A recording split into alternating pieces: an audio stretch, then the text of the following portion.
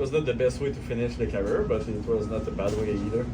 I would have liked to finish the Clay. Almost did it in the 5th round, but he's a tough motherfucker. The guy is really, really tough. And actually, I was a little bit scared because the first 2 rounds, I took his back and my legs were done, and I was like, oh my god, I still have 3 rounds to do, you know. And so I really had to be more tactical this fight, and it was really interesting and pretty proud of that. With that being said, I would have liked to finish the fight. I know you've mentioned quite a few times that this might be your last fight, but if you had lost, would that have changed things? Would you have wanted to come back and go out on a win, or was this the last no matter what? Look, this week I didn't think at all about the $1 million. The reason is I wanted to finish my career in a good note. So it's pretty funny because someone was like, "Oh, you should be happy that you won the $1 million." Like, oh yeah, that's true. I won that. I forgot. But yeah, I was really hoping to finish the career in a good note. I guess it's not the best, but still happy. Last question for me: was that the hardest opponent of your career so far? No, I think Schultz gave me a lot of trouble. I mean, like I dig deep against Collard, and I was a little bit more tactical. You know, I'm a really tactical fighter, but this fight I had to be tactical with the rounds too. So in the 4th round, I was like, okay, I need to take a break and come back stronger. I wasn't sure I won the 3rd round, so I was like, okay, let's take the 4th round a little bit easier, try to kill the time, and then come back pretty strong the 5th round. And it worked, you know. You see guys like Usman they do that a lot. You know, they just take a little break in the cage, and that's what I did. You know, try to always be in his face, because the thing with Collard, he was really crazy. You know, he was always in my face, so it was pretty hard. And it was tough, man. I freaking hurt him a lot in the body, I think. Against the cage, with the kicks, kick him in the face. He didn't care, so it was a tough fight. And then if this is the last time I see you, I hope that you keep us in the loop on all of the weird dating reality shows that you find. But you know, I'm an OnlyFans now, you know. Is that what you're posting there? What? Is that what the kind of content you're posting there? Bro, like, you're gonna see like a face that you don't see of me on my OnlyFans. And it's pretty amazing, you know? I don't have a lot of fans, to be honest. I have like 2. What we say, you know, it's not the quantity, it's the quality. So, yeah. Thank you. And then OAM right here. So I know you're a bit harsh on your performance, but I think you showed a lot of heart in the 5th round. I know you were probably up on the judges' scorecards, but you had to dig deep in the 5th round. Was there anything Coach Ferraz was telling you going into the final round? He told me, I think we need the 5th, but no, he said, I don't think we need the 5th, but let's take the 5th anyway. And even me, like, I wasn't sure for the 3rd round, you know, so we just decided to go really hard on the 5th round, and I was surprised how good it was to stand up. I was like, man, I had Nelson and like full deep, and he was not letting it like going down. And actually, my coaches thought he was out at some point. And fuck, the guy was really tough. Got the chokes, was not able to finish it. Pretty sad. I mean, the guy is tough, you know. Yeah, win's a win. And then also, I know you've had quite the career, undefeated in the PFL. You did a good in the UFC as well. When we say the name Olivier, Aubin, Mercier, what do you want the fans to take away from your career? Perseverance, how would you say that? Perseverance. That was easy. I guess this is it. Yeah. You know, nobody believed in me like a couple of years ago, and nobody really wanted me in their promotion. And it was hard to convince a PFL to have me. And I started in one of the first fights of the card. And this year I did 3 main events. And I was the main event of the biggest card of the year. Like I think it showed that they believed in me and that I was able to just climb the ladder, you know, and I'm really proud of that because I remember last year. I mean, it was Kayla, you know, the main event, and this year I am the main event, and she was at the same place that I was last year. So it's like it's really humbling, you know. It's really nice. Yeah. Yeah, congratulations on the great career. And if I got any advice, I think you and GSP should maybe make a podcast sponsored by Bet99. My man. I got 2 questions for you. So the first one, that was train of thought already, but back to back, what do you have to say from when you started to leaving on the high road? Many fighters don't get a chance to leave on the high road. So how do you What feel? do I have to tell myself? Yeah. You're not the next GSP. And my last question is more of appreciation. I remember when you and I met in the PFL bubble and everything like that. And, Yeah, let's have a bro. conversation. Remember that? Yeah. How crazy was it? And then, you asked me when I invite you on the show, but I just want to say thank you for a prolific career. Love you, brother to brother, and wish you all the best in your next ventures. My man. Deux questions en français, Olivier, si tu avec toi. All right. Thank you. Premièrement, à 2 reprises, en premier pour toi au 5e round, tu l'as eu en position d'étranglement. Au 5e, il avait l'air out à un moment donné. Tu disais qu'il était un tough. T'attendais-tu à ce qu'il soit tough à ce point-là, qu'il réussisse à surmonter ça parce que tu l'avais? Là? Ouais, j'aurais dû le finir, mais on savait qu'il était tough. On savait qu'il était vraiment, vraiment tough, ce gars-là. C'est un fou, c'est un débile, lui. Puis, fait que, ouais, on a... Mais, tu sais, ça m'a quand même surpris comment il était bon pour se relever quand j'avais son dos. Puis, pour être honnête, ça m'a brûlé vraiment les jambes. C'est lactique qui était là. Après le premier round, il était là. Au 2e round, j'étais comme tabarnak, quasiment. Il en reste trop. I'm gonna miss you guys.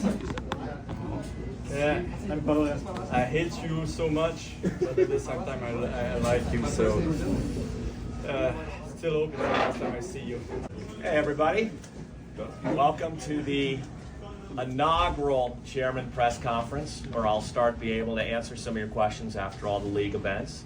But obviously this is a big week, a week that MMA changed for the better. I think it changed for the better for fans, changed for the better for fighters, changed for the better for commercial partners. With PFL acquiring Bellator, we now have the opportunity to continue to change the game. We've always been a disruptor, we've always been an innovator. We now have the fighter roster to become a co-leader in MMA. And so with that opening, I'll take any and all questions you guys have about any topics at all. Just let me know what you want to know. Well, I'd say kind of a historic season, I guess, overall, especially with the news. But just tonight, the championship, another one in the books. What are your thoughts overall on tonight and the year as a whole?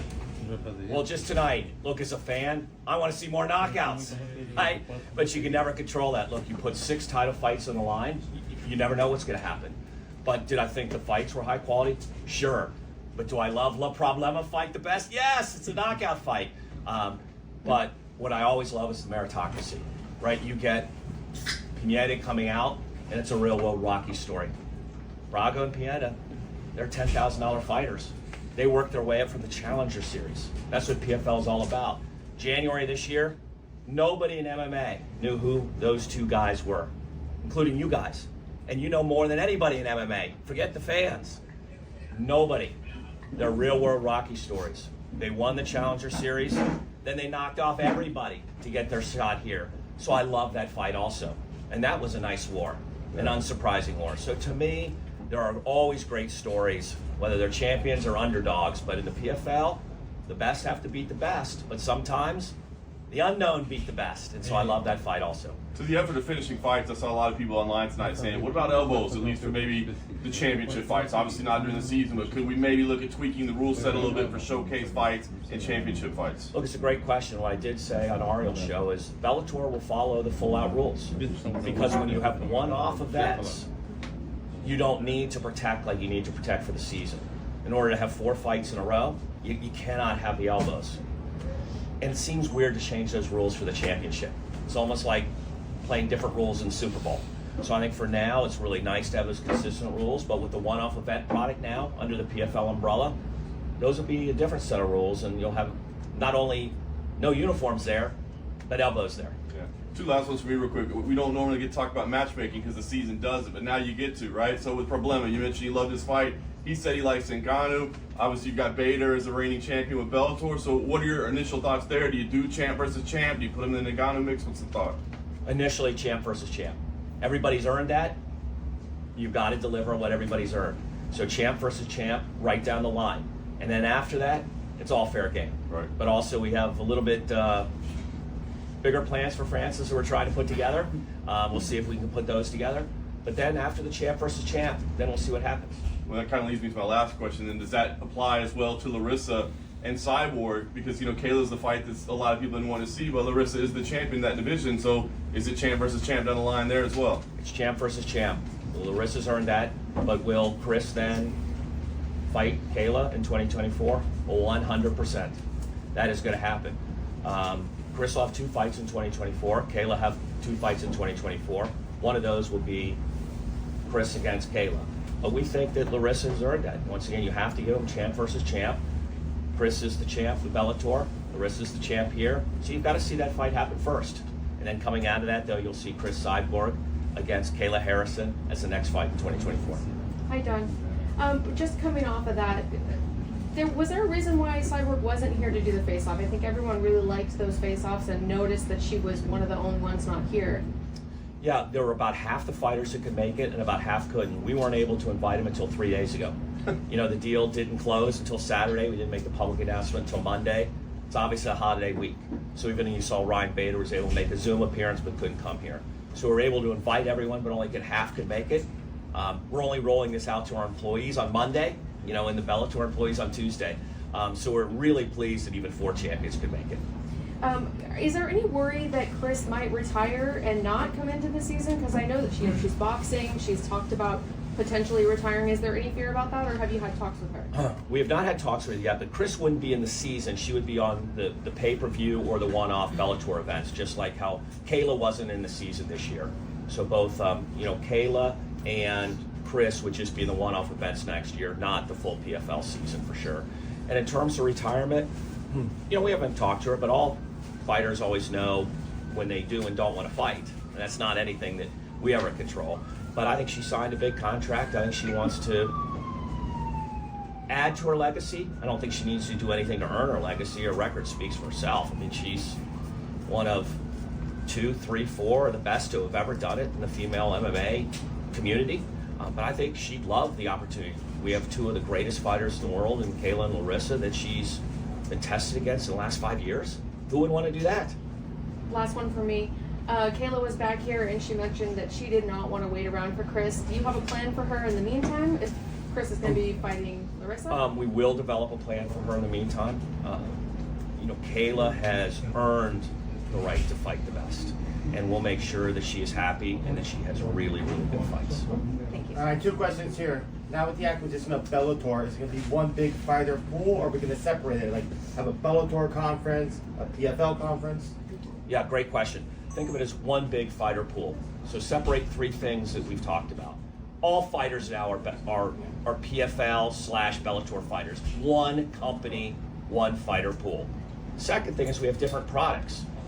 So we have a league season, we have now one-off events, we have pay-per-view super fights. So there's 3 different ways that one pool of fighter can fight. Which product is right for the fighter and for the fans? And lastly, we have different brands. So the brands go against the products, but all the fighters are eligible against that. And that's just merely an example of what's the best fit. Some fighters don't want to fight 4 times a year. Some can't. That's why we have the different products in terms of the one-off events and the super fights. And now the super fights, as you're talking about, the big names, the Ngannous, the Jake Pauls, do we have any timetable on when we're going to bring them into the picture? Yeah, we've been pretty consistent on this. So Jake Paul is Q4 of 2024. He needs a full year to train. He started training about a month ago.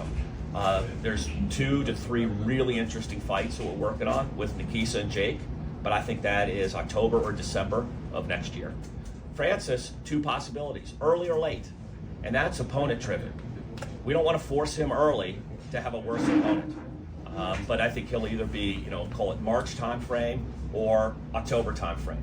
But both will fight in 2024 in the PFL. It's just what is the right opponent. We don't want to force it. All right, thank you. Donn, you made a lot of fundraising calls this past year. What is it that actually stuck with investors and had this big round of funding coming in? Yeah, it's a really great question. Enough for more than one leading company. It's not a United States sport, it's a global sport. And when you look at the global fan base, all of you know there's 650 million fans. UFC, a great company, but they put on 40 events and they do a different approach and a different product than PFL. So we said 650 million fans, they need more than 40 events. There's 5,000 basketball games. There's 3,000 soccer matches. Can we at least get 100 great events a year? So our view was we don't need to compete with, beat with, take share from UFC. We're going to be a co-leader doing something very differentiated, very unique. There'll be two big, valuable companies. That's the basic pitch. And this is a sport that all of you know is very new. 25 years old is a business. Basketball, 75. So as we all studied sometime in high school or college, the growth curve is just starting. The monetization is just starting. The evolution is just starting. So that is really what people understood very well. Now maybe the people who don't really study call it the evolution of business, or call it the larger global fan base of MMA, or what's happening in terms of the trends I talked about. They go, it's the NFL. There'll never be another one. That has nothing to do with MMA and nothing to do with what is going on with those underlying drivers of media companies want more, fans want more, fighters need another home. All you need is media, fans, and athletes, and all of those would like to have another co-leader, and we're well on our way. This year we did 40% of UFC's viewership. What? Our brand is only 5 years old. Our brand is way, way, way ahead of us with much more marketing. So for us to do 40% already, before the fundraise, before Bellator, before we launch new products, we're on our way. Great, thank you. And then Donn right here. So I got two questions. The first question, obviously with the Bellator acquisition, I would say most fans can agree that the most stacked division in Bellator is the bantamweight division. We don't currently have one on the PFL roster. Is that potentially something you guys could look to add next season? Yeah, look, there's two big divisions, 185 and 135, where Bellator has probably the two best fighters in the world. Patchy Mix could beat Sugar. Doesn't have the hair, but he's got better fighting. And I think most people think that that's either a good fight or Patchy's a slight favorite. But it's a damn good fight. Same with Johnny. So those are two divisions which may be number one in the world. Well, we didn't want to come out with those divisions this year because that wouldn't serve those guys. We're going to come out with those divisions probably in 2025. So we need a full year to build divisions strong enough that it would make sense in the league season. What makes sense this year? Put on fantastic fights in these 8 major events that we've talked about. So think of the 8 events as huge events on their own.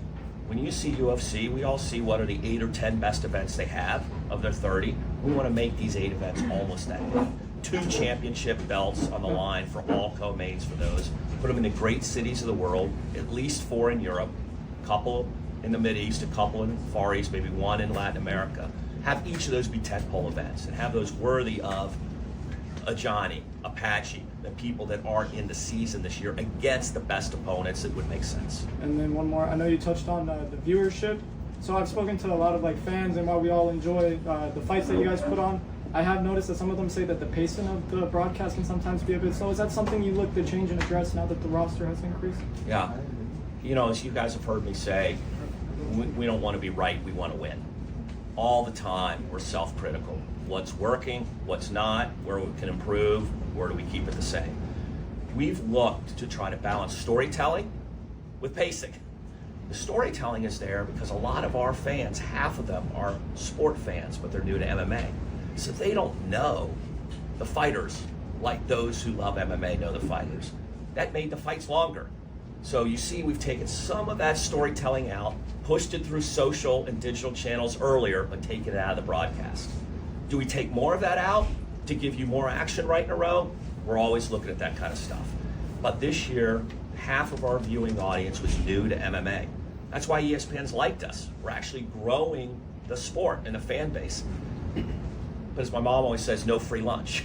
the more you do some storytelling to let people know about the fighters, the more time there is between fights. But are we always talking about it after every time? Yes. You know, we're always talking about all these trade-offs and trying to say, what do fans find the best trade-offs? And we'll always keep looking at it. Awesome. Thank you, Don, what can you tell us about? Yeah, here and then here. What can you tell us in terms of the conversations you've had with the Bellator fighters so far? Obviously, it's just been a week since everything was finalized. In terms of what are their thoughts on your vision, the PFL's vision, and everything moving forward? Yeah, here I have not had this conversation except tonight. I talked to Johnny, Patchy, Patricio, so a few of them I talked to tonight. But Pete Murray has talked to them, Ray Sefo has talked to them, Mike Kogan will be coming over to work with us has talked to them. So I'll pass on their feedback, you know, which is more broad than the three conversations I had tonight. And people, I think, would have three things to say. Number one, super exciting. Remember, they think of themselves as the best in the world. So they want to be the best in the world. And they see us building a company that wants to be bigger and better and not stand still. So that's good. Number two, more opportunity. Bellator was not growing with opportunity, not growing with more fighters, not growing with more events, not growing, you know, with more divisions. So more opportunity. And number three, like all of us, hey, what's it mean for me? You know, and I got a little bit of anxiety until I know what it means for me. And so we'll be talking to them over the next week, the next 10 days to say, what does it mean? And as we've said, fighters will have a choice. Are they going to be in the league season? Are they going to be in the one-off event product? What's best for them? What's best for us? What's best for the fans? So I think that's all going to work out really good. But until we're able to communicate that, there's always a little bit of anxiety about everything new. We all went to first grade. We were all nervous. You know, this is new, right? And so this is all a little bit. But I think the overriding thing is excitement, because this company has nothing short of a co-leader ambition. And we're not scared of anything. And they like that. And number two, more opportunity for them. Yes. Yeah, Rick? Yes. You just said moments ago that champion versus champion, right? So that means Renan Problema is fighting Ryan Bader. If that's the case, so what's the scenario for Francis Ngannou? Do you have an update about when he's fighting, who he's fighting? We don't have an update. We're working on a very big fight with Francis and his team. We're targeting a mixed rules fight that we think would be the biggest fight of 2024 for Francis. So it would be under mixed boxing and MMA rules. We'd like to be able to put that together. We have two possible opponents, which one is much more exciting than the other. But we don't have anything else that we can say right now. I don't want to speak out of school. You know us, we tend to not announce things before things are done. And we try to respect all kind of confidentiality. But we're working on stuff. We'd like to put it together. We think there's some mutual interest, and we're working really closely with Francis on it. So you're not saying any names, Deontay Wilder or any other? Okay, with that being said, sorry. So the first title shot of the title fight this night, Gabriel Braga. Yeah. Do you think it was a nervous stoppage? Is there something going on about it? Maybe, I don't know what happened with the referee. You know, I respect everybody's, as my dad says, every job is easy until it's yours, right? And so you have to defer to the experts. I don't like anything that's on the early side. You know, you always like the late side, but then you worry about safety. So, you know, I have the same things that you guys think about all the time. You know, in hindsight, when you review the TV, you always like never to have anything stopped early. I haven't seen any of the replays yet to be able to comment on that. Hey, Don, two quick ones for me. One, you mentioned several of the countries. I was curious what specific cities the PFL would be interested in going to in 2024. I don't want to steal the thunder yet. We hope to be able, Pete Murray hopes to be able, before Christmas, to be able to give a schedule for next year. So I think this won't be long. I think this will be able to tell you 3 weeks, maybe 4 weeks at the most, to be able to outline the schedule for 2024. He's been working on that. We worked on that even before the acquisition was done. But as I said, 6 of the 8 events will be outside the U.S. Our focus will be on giving international fans more top shelf product than they've been able to get before. Almost all of the league seasons of PFL is in the U.S. So we see this as a great complement to serving global fans. And last thing for me, you mentioned moments ago that the Bellator shows would not have the outfit and the sort of uniform that the PFL ones have. Am I correct in assuming that we're bringing the sponsorships back to the shorts and maybe adding that additional income stream to the fighters? Well, with the PFL now, they have a spot on the short that they get the income stream. Remember, we own a spot that we sell to national sponsors, they have a spot. So we'll run the same kind of thing with Bellator, of which the way that we keep calling everything clean but balanced is spots are controlled, but spots are open. So we'll run the same kind of program with Bellator. Hey Donn, right here. Do you encourage Bellator fighters and PFL fighters to start calling each other out for fights leading into the next year? I want everybody calling out for fights. You call me out for a fight? No. Look, I think the more that people are open and expressive is good, and it's interesting. I like to know what people are thinking. I don't like anything that's not authentic. You know, sometimes I think a lot of the fight talk is inauthentic, and I think fans know that, right? So anything that's really you, do it, right? Talk about it. But I think you can talk about it. Once again, we're all one company now, and we're all on the same mission to become the co-leader in this sport.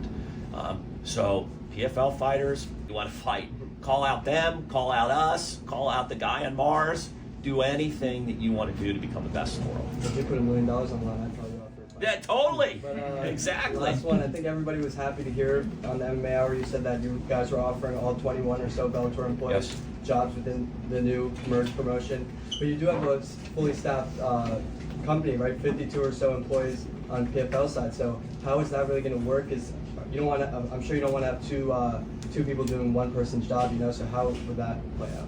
We have a bigger meal to serve. We got 8 one-off events now, with 6 of those 8 internationally. So we need more people doing more things, number one. Number two, we also have more revenue to build. We have a whole new product that we've got to build that revenue stream off of, which hadn't happened under Paramount. So not only do we have an operational side of the business, we have a revenue side of the business. So we definitely need the bodies to do that. So we've told anybody who wants to work as relentless as we have, to go from 0 employees, 0 fighters, and 0 fans in 5 years to what we're talking about today, man, we can use all the bodies we can get. We got spots for you. Hey Donn, just one for me. Obviously Scott Coker has a good relationship with the guys over at Ryzen and built that going. I'm curious, do you have any plans to maybe keep that alive? It's interesting. I reached out to Ryzen 2 weeks ago, and I let them know that we'd be glad to talk to them, and we had one open spot on 2024 that we hadn't even booked the event yet.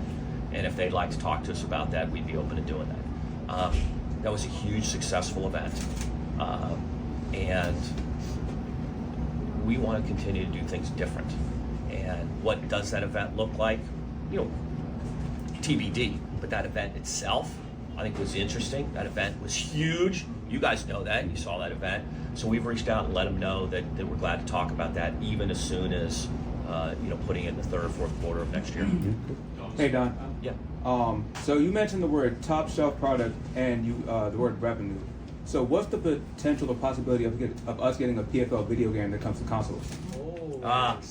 So look, we want to do more intellectual property and more content in more places. Why?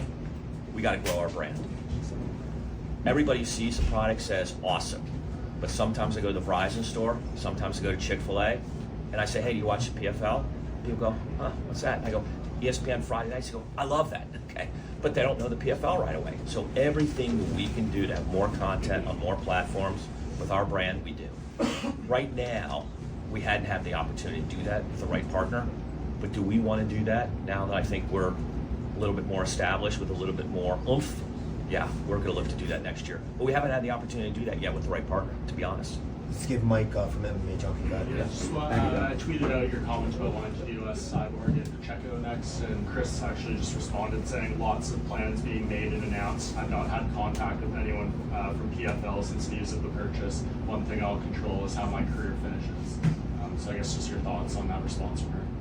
Yeah, but we're not booking anybody's fights without talking to them. But we're just doing a champions versus champions card, which any champion who wants to fight will be able to fight any other champion. Any champion that doesn't want to fight won't participate. We can't make anybody fight, right? So we're not planning anybody's career, whether they're in the PFL or whether they're the Bellator, other than we're doing a champions versus champions card. And all champions who will show up, will show up. All who won't show up, won't show up. Yes. Tom, right here. Yeah. How does it feel to come to DC and have a historic event such as this in the capital? Well, as many of you know, I live here, about 12 miles from here, Northern Virginia. I've been here about 25 years since I started working for America Online. And my first investor was Ted Leonsis, who's also my long-term business partner. Just so for me, it's less about the historic place and more about it takes me back to when we were nothing. And all of you have been nothing, and I've been nothing, and you try to become something. And you have a bunch of people tell you that won't work, you suck, no, or they don't even reply. We've all had that 1,000 times. And so what I like to know is on behalf of the fighters and the fans in our company, we're getting somewhere. We got a long way to go, but we're getting somewhere. And people said there'll never be another company other than UFC that's relevant, that's interesting, that's premium, that's good, that's global, that fighters want to be at, that media companies want to carry, or whatever other bad thing you want to say. And we're now there. So we've got a whole nother chapter, and then one other chapter after that. But we're relevant, and we're making a difference, and we're making a difference for a lot of people that care about MMA, and we're doing something different. And so that's really what I felt tonight, is to call it chapter 1, check. Chapter 2, let's go. Thank you. We got time for one more. Let me hit it over here. Go ahead. Don, quick question. So I know everyone asked about the divisions when they came to Bellator and PFL. So given that you guys do have a women's 125 and a men's 135 in the European series, yes. Would they go? So if they were to win the championships over in the European series, would they face the Bellator champions as well? No, they wouldn't be ready to do that. Good question. As some of you have seen in Europe, next year we're launching PFL Mideast in April. In 2025 we'll launch PFL Africa with Francis Ngannou as the chairman. Each of those areas start to build different divisions so that we can add other divisions into the season. And we want to not start from scratch because then they'll be too weak. But those champions win a spot, but they're not ready yet to obviously challenge somebody as top notch as a Bellator champion or a PFL champion. As great as they are, like Dakota or Cedric, they're not at that level yet, and they've got to earn that a little bit more. Let's give it up for Donn Davis. Thanks, guys. Appreciate you coming. Congratulations, Impa. Thank you. When you had pictured this moment, did it feel as good as you pictured this whole time? When I picked this moment, it feels better than I thought it would. I'm trying to reflect on everything. I'm grateful for my team, from everybody at DK Fitness to Cliff. Right, so they got to work with kids who are like 16, 17 pushing. They got T and Juan. I got to talk about them a lot. You'll see them come up one day. And then I got everybody at Kill Cliff from the time they welcome me to the gym. I got to talk about my corner, right? It's just like when I look at them and I'm really happy. Before I moved from North Carolina, I asked Coach Jones if I could come to the gym, and he welcomed me with open arms. Coach Lentz, he's been in my corner since day one as well, and he said he'd be my mentor, and he stayed on me. And then I started training Coach Dieter, and he said, we come in here and we're here to build world champions. So it's cool, he stuck with it, shows up every day. He'll leave the gym, his house at 5 in the morning, gets to the gym 7-hour drive, never complains, always shows up, no excuses. So like when that stuff hits me, I'm like, man, thank God. My parents coming from here to this country. My dad came here with $16 in his pocket, and I get to share this with him. So it feels a lot better than I could have ever imagined. My friend Delano, right? We talk so much trash together, but that guy, man, he owned the UFC cut me. He's one of the first people that called me. So we're gonna keep working, man. Didn't care, trusted me, cornered me in my first fights ever. And we're here together now, so I'm very, very grateful. I think a lot of people were surprised by the fight because we all thought it was going to be a lot more competitive than it was. Were you surprised by that? Respect to Josh, no. Like I knew we were going to come dominate. That was a choice we made, and that's any fight. We don't put that much work here. We don't drive and train as much as we do to go be competitive. It's not here to compete. We're here to dominate, and that's the standard of both gyms, like Kill Cliff and DK Fitness, right? Like it's a championship culture. I think Josh is an excellent fighter. It doesn't take away from him. And it's not like, oh, there are levels. It's just like, I came here to dominate. I didn't care if somebody's better than me, had more experience. Like, since I started training when I was 24. I'm 29 now. but I know with the trainers and the minds that I have around me, like my teammates, right? You should see the rounds we have at Kill Cliff. Those things are crazy. Just come watch a sparring day. Come watch a G Jones practice. Come watch a session where, you know, any of the trainers, Henry, Sean, Lance, anybody saying like we're having sparring, and see what that's like. You see, it's harder than any fight you could ever have. So it's like, when I look on it, I expected myself to dominate, but I know they expected me to dominate too, and anything less wouldn't be acceptable. And last one for me.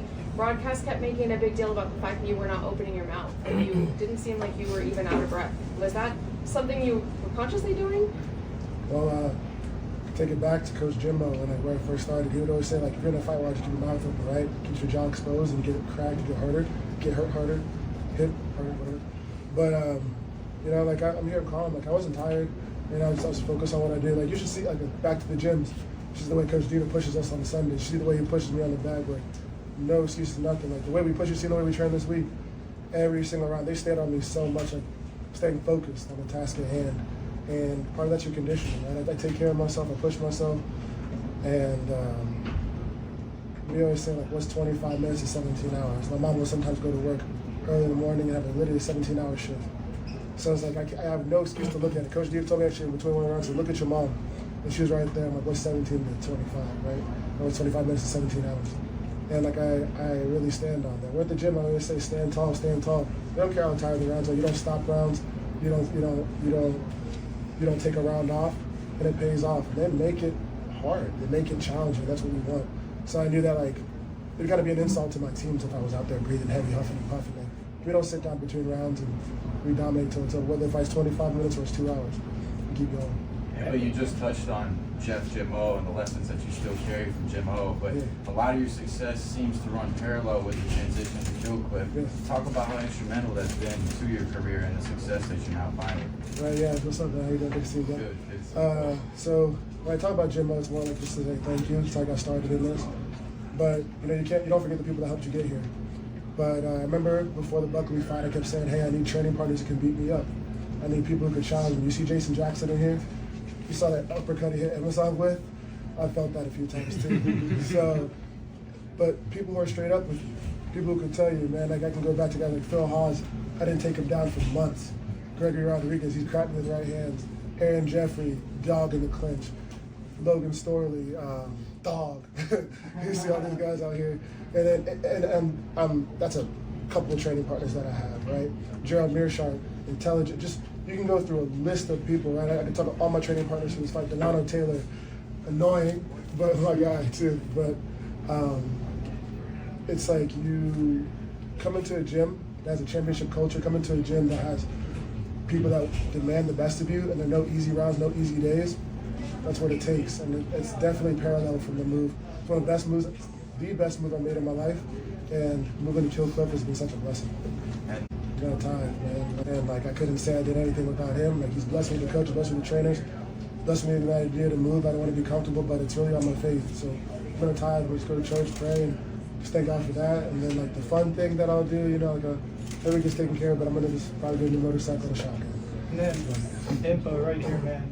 Congratulations on the win, man. I will say from watching your whole career, probably one of the best performances I've ever seen for you. When you put together a complete 25 minutes, and it's only fitting because it's your 5th win this year, man. 5-0, and it really seems like the stars aligned this year, man. And knowing you and all the adversity and setbacks you dealt with, I guess looking at your career from like a macro perspective, you could potentially inspire other young fighters or just people in general to know, even though you have those setbacks, you still have self-belief and faith, and that will guide you along the way. Thank you, man. I appreciate you. You know, I reflect on a verse that says, you know, thank God I was afflicted, you know, because it builds perseverance and endurance. If you never go through anything, like how can you really say you built something in life? Not that saying you have to go through a struggle, not that saying your parents can have, like, set you up, but you're gonna go through something. And if they find inspiration, I'm grateful. Like I said in the press conference, there are a lot of people out there in this gym that might have been through the same situation. I'm grateful that I get to share my story and hopefully help somebody too. If the fighters are inspired by it, I'm grateful. I just want to let them know, like I said, people ask me a question, what do you want to be known for? I want to be an accessible champion. So just message me on Instagram or find me. I'll talk to you. It might take me some time to get back. It depends on the day, but I'll make sure I'm here for you. Like a lot of people just need somebody to talk to. This belt is part of what helps me become who I am and all that stuff, but it's a representation of my team and the people in my life. I enjoy being around the people I love, and like they're a big reason I'm here today. I got back to the gym and I got cut from the UFC. Coach Jones said, hey, run another path. It's the little things that people tell you. So I wish they were all up here with me because that's what it is. And they surround yourself with great people who are going to help you get to where you need to go. Because when you're lost, who knows, right? Who knows what you're thinking? But you can just find people, find a church, find somebody you can talk to. Not saying just another Christian, just find a good human and make that decision for the best days. And that's all you need. Yeah, that's beautiful words. And also, you talk about like the support system around you. I know maybe it hasn't sunk in yet how much this $1 million means to you. I know you spoke about before the Tim Karen fight, you came upon hard times. How important is this, not only the belt, but the money for you, your family, and all the people that support you? The money's important, you know, to be grateful. It's a tool, right? It's a tool that I can grow. I want to invest that we're going to come called Live Wealth Group, and they've really been helping me make the right decisions in my life. My life's gotten a lot better. See, it's just like a big, you know, investment in capital, and I can make the best decisions, but I also want to make it public. You know, I'm going to share a lot of the investments that I make, share a lot of the strategies that we're putting together to help me grow. Because I think a lot of fighters, just due to like their circumstance, may have a lack of education. Doesn't mean they're not intelligent at all. So I really want to come here and just like share it with them and like create a blueprint of like what fighters can be. I look at athletes like Magic Johnson, I look at athletes like Tom Brady, I look at athletes like LeBron and whoever. Like, why can't we do it too? Even if it's on a different scale. So I think that if you're an athlete, you may not just get ahead with strictly fighting or being an athlete in general, but you can use the tools and things you have if you just make the right intelligent investments. So that's what I want to do. That's a thing I want to just share with people, make it public. I'm pretty private about my life, but if it can help somebody else, I'll share it. Yeah, and then I got one more quick thing. Does a potential super fight with Johnny Eblin kind of interest you? ATT versus Killcliff? For sure. I mean, ATT versus Killcliff's a cool thing to say, right? But it's more so like respect to Johnny Eblin. He did great work. I want to fight Johnny and then Carpenter and Ngannou. So all three of them, like, you know, they're all special fighters. They're all done really well. I'm gonna make a shout out to my dog Aaron Jeffrey. Actually, I would say he earned that Eblin fight first. Let him go get that, and then we can talk about it. You know, he's a brother of mine. No matter what, if they matched us up, I still love him if we did it. But he came from Canada for 2 months to help me get ready for this fight. So he's earned that fight. He's next in line for that Bellator title. I would love to be in the honor to fight Nemkov or Johnny Eblin, but all three of them, Eblin, Johnny, and Nemkov, Johnny, and Ngannou are the three that I want. I would say though, if I'm doing things correctly, Aaron Jeffrey on that one. I think one surprising aspect of this fight for a lot of fans and viewers and pundits was your grappling. You had Josh in a lot of trouble at multiple times during the fight. Can you talk to us a little bit about the development of that aspect of your game and how important it is for you to be well-rounded? Yeah, I think you have to be a lethal weapon everywhere. Shout out to Coach Jones, shout out to Coach Lenz, who I work a lot with in grappling, and Coach Saeed, but also my training partners, being intelligent, Coach Dieter as well. All very, very smart minds. Delano giving me great pointers too and like working with me on anything. Started when I was 24, right? So I'm still figuring it out. I respect Josh and what he's done, but I also see it as a challenge. But oh, he's a good grappler. Oh, he's this. Watch this. You know, kind of like I like that feeling. They put me through the rounds, man. Like keeping it simple, being disciplined, not just being overzealous. I'm grateful. I don't know how many shots he took in the fight, but I know he took a few. And did we stop them all? Did me slipping and falling hit count as a takedown for him? But if it did, dang it, I gotta be better there. But it's something I can learn from. Man, I don't miss a training session unless I'm sick or something. But I won't miss a training session. I'll go, and sometimes even push past it, right? Because I really, really enjoy martial arts. I love training. I want to get back to the gym soon. I mean, talk about like unifying these titles so I get to go train again soon. I think grappling's really, really cool. I'd like to get some submissions. I thought I was close there, but having intelligent training partners and coaches who got me here, I would say that developing my grappling is something that I can still definitely improve in, being more intelligent. But it's a shout out to the people around me, especially Jones and Lenz. They've really, really hard to work with me on different things. My submission this year was pretty cool. Funny enough, like Tim Karen, Lenz and I worked on that submission three weeks before that. Just did it, and Delano made a great point between the round that fight to pull him off the cage. So it all comes together. It's just how I can listen. And I can be stubborn at times, and I've had coaches who challenge me. Sorry for the language, but Coach Dieter said I was being a dick one time, and I was like, I deserved it. I wasn't being respectful, and I was being a hothead. And it's good to have people in your life who can check you. That's the reason I say that. I don't care to swear so much here, but I like that honesty. So it just kind of made me open my mind and like get that wise counsel in life, as it says in the Word. So people like that who really push me to be better, help me open my mind and receive and take information. And working with Brendan Allen, some mistakes I made with him really, really helped me for this fight. So it's a shout out to my training partners. One last question for me. We spoke just a few months ago a little bit about your story and how at one point you were living out of your car in South Carolina looking for hope. For those that are watching this right now and are looking for hope and have goals and have dreams, what's your message to them to get themselves off their feet and to push forward? Yeah, I'd say if you're looking, you guys, Makar, live in South Florida outside the gym, if you really believe you're called to do something, whether life hits you with a challenge, truly focus on the vision that God's giving you. Get organized and have discipline. Wake up. Be joyful, right? Don't quit. Find peace in your situation and realize that just because you're in a current situation doesn't define you. Know who you're called to be. For me, it was never like, oh, this car defines me. I just looked at it as like Jocko Willing talked about. He said, every single time you go through something, say good, so you can start building that scaffolding and move forward, right? So I just looked at it like, this is good. This is good. So how do I get better? I was close to the gym, so I can get to the gym at 6 a.m. and hit the bag, right? And at first, it was me hitting the bag, then Henry gave me pointers, and then Coach Dieter started meeting me every single morning to help me refine. Sometimes, like I think fighters, we make a mistake. We think our trainers owe us, but we also owe them to show up and work. And then they'll come and help you out. So like, you don't have to beg. Just show up and hit that bag. You know, a lot of fighters don't hit the bag today, and I think that can help them. And you come in the morning, you're sweating before the team gets in there. People come around you and help you get better, and that's a testimony to Kill Cliff and DK Fitness and everybody around me. And my training partners here too. They see that I go to work and they want to help me too. Impa, congratulations. What did it feel like when you saw your parents walk into the cage? It was great, you know. Sorry. Seeing my parents walk into the cage was special because, like I said, my dad came to this country with $16 in his pocket. My dad country with $16 in his pocket, and he told me when I was young, he said, no matter where you go, you got it. Sorry, guys. Take your time. Take your time. He told me, he said, sorry, thank you. Anywhere you go in life, you'd be successful. I don't care if they drop you off at a place you don't speak that language. You would be at the Congo River and you dig bricks up and you did anything you could to get to this country. Sorry, guys. That's okay. Get you. He works so hard, man. Like, he's a great dad. My mom works so many hours shifts. My dad will cook, he'll clean, he'll pick up everybody. He makes every single event. He sacrifices. He had a learning center. He lost the business. We lost our house when we were little. He never made a mistake. He never quit on us. And a lot of kids can't say that. So it's that. That's what I felt, man. Sorry. Thank you. Impa, can we do this in French or? I don't speak well French, but Tutu will try some. It's okay, it's okay. Do you have something to say about what happened in Congo?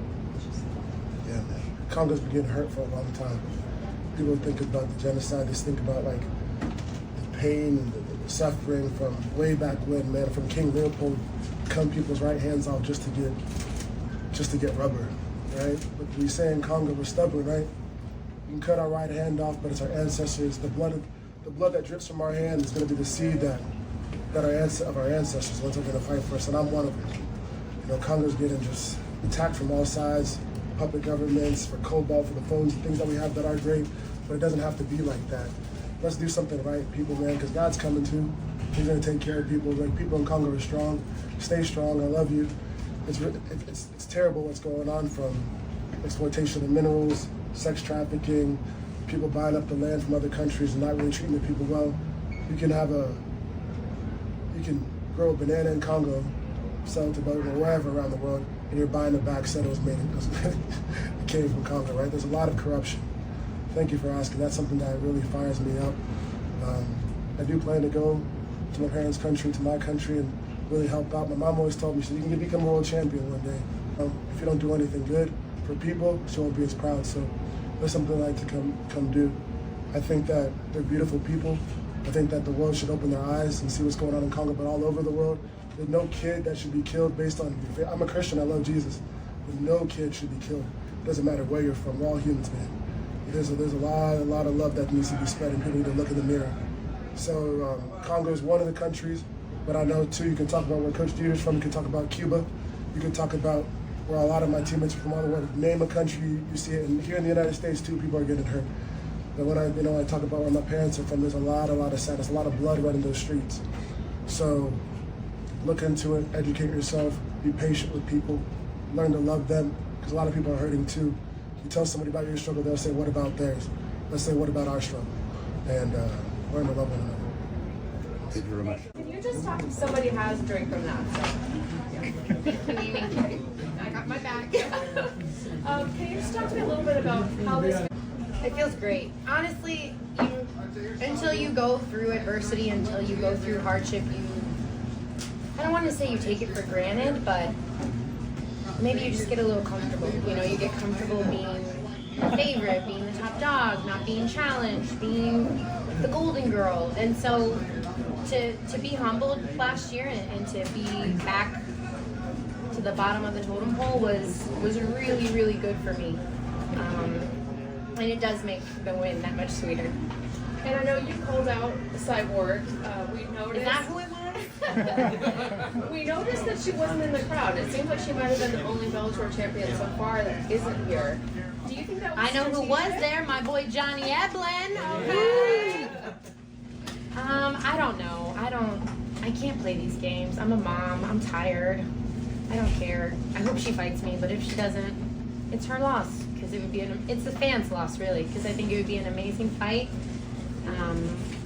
I respect her. You know, I think that she goes out there and she implements her game plan, and she's tenacious, and she's a killer, and she goes after her opponents. And she's one of the best to ever do it. So I have nothing but respect for her, and I want to get in the cage and try and beat the shit out of her. Like, that's it. You know, I think it would be a great fight. But I can't control that.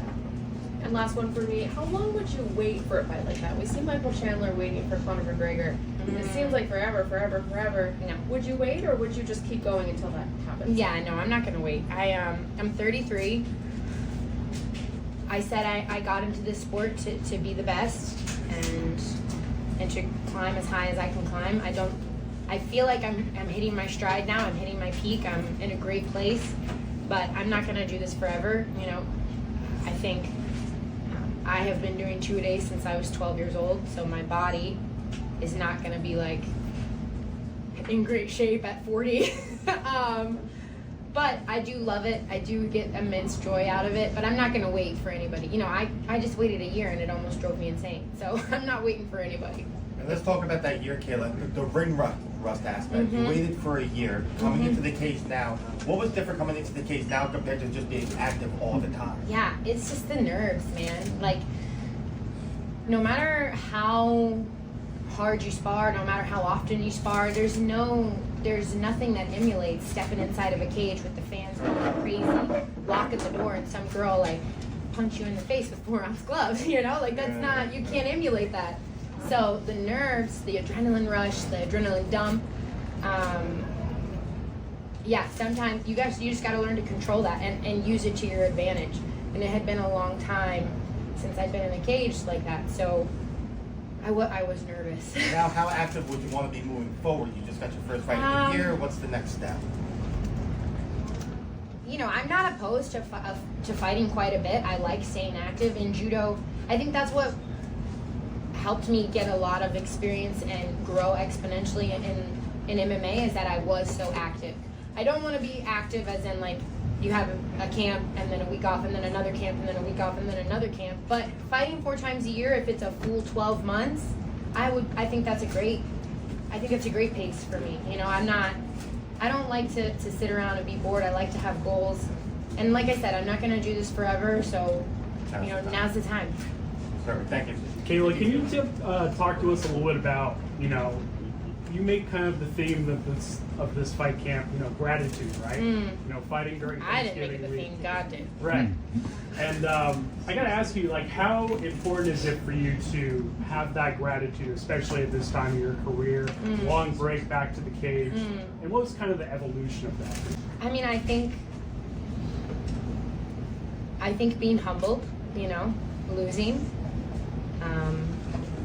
I think growing in my faith, growing spiritually, kind of opened my eyes and made me realize that, yes, I love what I do. Yes, I get immense joy from punching people in the face. Yes, I love to be the center of attention and a star, and like these are the things that I've always yearned for. But it isn't everything.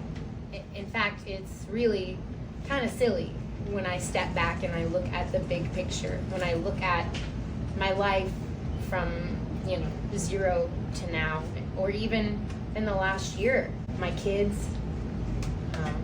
how I treat people, who I am, not just inside of a cage, but in my life, how I carry myself. Do I act with kindness? Do I act with love? Do I spread joy? Do I share my light? Or do I try and knock people down to make myself feel bigger? And I feel like I'm finally old enough and mature enough to realize that it's not all about me, and it never will be, and it was never supposed to be. And that I really do wake up every day. The kids and I, every day on our way to school, in the car, I'll go, okay, what are we grateful for? What are the 3 things we're grateful for today? And we all name 3 things we're grateful for. And then I say, okay, why do you love you? And we name 3 things we love about ourselves. And I didn't do that as a child. I didn't learn gratitude, and I didn't learn how to love myself, except for externally. I loved myself because I won gold medals, and I won gold belts, and I won millions of dollars, and I felt like I had to earn love. And now that I have 2 children who love me no matter what, and I've grown in my faith and realized that I am a precious creation, a precious child of God with inherent worth and value, hell yeah, I'm grateful. How dare I not be grateful? Thank you. Kayla, it's no secret that Olympic athletes don't make a lot of money. Do you see a path to MMA for other judokas and high-level fighters across the world? Absolutely. I mean, listen, I could name like 7 female Cuban judoka on the Cuban Olympic team who would absolutely mop the floor with half of the female fighters right now. They're just cut from a different cloth. But for sure, I think that this is a great avenue for, that's why I got into it, because I didn't make any money, because I was done with judo. I was burnt out. I had accomplished everything I wanted to accomplish twice. But I still had something left in the tank, and I got punched in the face for the first time, and I was like, oh my gosh, this is really cool. So yeah, for sure, I see hopefully a big wave and surge of female fighters from the Olympic circuit in the future. That'd be great. And one more, are there any other opportunities outside of the ring financially that you're working on? Anything entrepreneurial? Financial opportunities? I can count my, maybe selling my chicken eggs. That's an entrepreneur. No, honestly, my big passion first is obviously my children, being the best mom I can be, and my foundation, which is the Fearless Foundation. The Fearless Foundation, yes, which is for survivors of child sexual abuse. I was a victim of child sexual abuse when I was growing up from my first judo coach. I wrote a book. It's called Fighting Back. You can buy it on Amazon. And it's not a textbook and it's not a memoir. It's sort of a combination of the two. So it uses my actual journal entries, my diary entries from when I was a kid, and it talks to parents, teachers, social workers, police officers, okay, this is what grooming looks like. This is why kids don't say something. This is how you ask your kids if something's going on. This is what the court process can look like. This is what PTSD is. And also, I did win 2 Olympic gold medals, so it gives kids sort of a light at the end of the tunnel, a shiny gold medal at the end of the tunnel, and lets them know that they're not alone. They'll never be alone as long as I'm breathing air. And that's kind of like my third child. I feel like everything happens for a reason. I was given this story for a reason. I was given this platform for a reason, and to waste it on talking about how great I am is a shame. So I'm going to talk about what I want to change in the world, which is that. Thank you. Kayla, you've had such a big legacy outside of the cage, and you've inspired a lot of people. What do you have to say to people that are rising stars, that have gold medals, that are doing great things, but going through something? What's your advice to the people that were in your shoes from a couple years ago? That is a great question. Honestly, the best thing I've learned to do is I take time every day, and this sounds so silly. I know how silly it sounds, but to me, discipline is the highest form of self-love. And I've always been super disciplined in my career, but in in my personal life, I just didn't take care of myself. So every day I have 4 things that if I do these 4 things, mentally I'm in a better state, physically, emotionally, spiritually, I feel better. And the first thing is I get up every morning and I pray and I meditate. I spend time outside, and the last thing I do is journal. So when I do those 4 things and I have the courage to be vulnerable and be my true self with safe people, when I trust people who are trustworthy, like those 5 things make my life much better. So you have to find a tribe, you have to find people who will believe in you when you don't believe in yourself, and you have to find the things that are gonna bring you peace and bring you joy. And do them every day, whether it's 5 minutes, 10 minutes, like it doesn't matter how long, but take time to take care of yourself and learn how to love yourself no matter what. And that means, like, if I lost tonight, would I still be able to love myself? Or am I a piece of shit because I lost? No, that doesn't define me. Inside the cage doesn't define me. Who I am cannot be defined by what I do. I am valuable no matter what. And so are all of us. We're all valuable. We're all precious creations. We're all lovable. But we have to love ourselves first. Thank you. Hey, Kayla. I also journal. How good does it feel to be alive right now? So good! We've all heard about the possibility of you fighting Chris Cyborg, but it feels like Bellator is going to be bringing over a couple other big names, great female fighters, Kat Zingano, Arlene Blanco, to name a few. Of course, Larissa Pacheco still around. Does it feel like you have more opportunities and more potential super fights on your hands than ever before? Yeah, I mean, I think that that's one of the hard things about being a bigger girl in MMA is a lot of the best talent is signed to different promotions. So having a lot of big girls and great fighters under one roof is, that's amazing. I'm excited for it. You mentioned that it's not all about you. Every ATT fighter I speak to talks about how great of a teammate you are. How important is it for you to not only lead by example by putting forth these dominant performances, but to also be there for your teammates when they need you and support them through the trials, tribulations, and their fighting journeys? That is like probably one of the best things about being a teammate is being able to be there, not in just the good times, but in the hard times too. I obviously whenever someone wins, I reach out, I say congrats, but I make sure that I always reach out if someone loses, one of my teammates, because they need to know they're supported, they need to know that we're there for them and we've got their back 100%. And I love being a part of American Top Team. It is my honor to fight for them and to compete under their banner with the coaches I have, the teammates I have, the leadership with Richie and Dan and Primo and all of the guys behind the scenes, all of my teammates who have sacrificed to help me get to where I am. For me, it's an honor to do the same for them, and I wish there were like 10 of me so I could do it more, Thank you. Last question. Hey, Make it count. You don't need money these days. We've heard you talk about that, and you've accomplished quite a lot in MMA. What do you think is going to help you stay motivated from here on out going forward? I just love it. I love what I do. I'm super blessed to wake up every day and I get to go to American Top Team and talk shit to Johnny Eblin and tell him that he can't stop my takedowns and make fun of Dan and Richie for how old they're getting and getting a couple fist fights and try and get better at it. And then I get to go pick up my kids from school and we come home and we chase emus around the yard and try and find rabbits that have escaped, and it's just chaos 24/7, but it's a beautiful chaos, and I couldn't be happier with my life. I couldn't be in a better place. So I don't have to stay motivated because it's in me, that dog, that drive. I worried about that when I got all when I became all kumbaya and zen. I was like, what if I'm not a killer anymore? And I was talking to my friend Kayla Rocco, actually, who fights next week for Combate.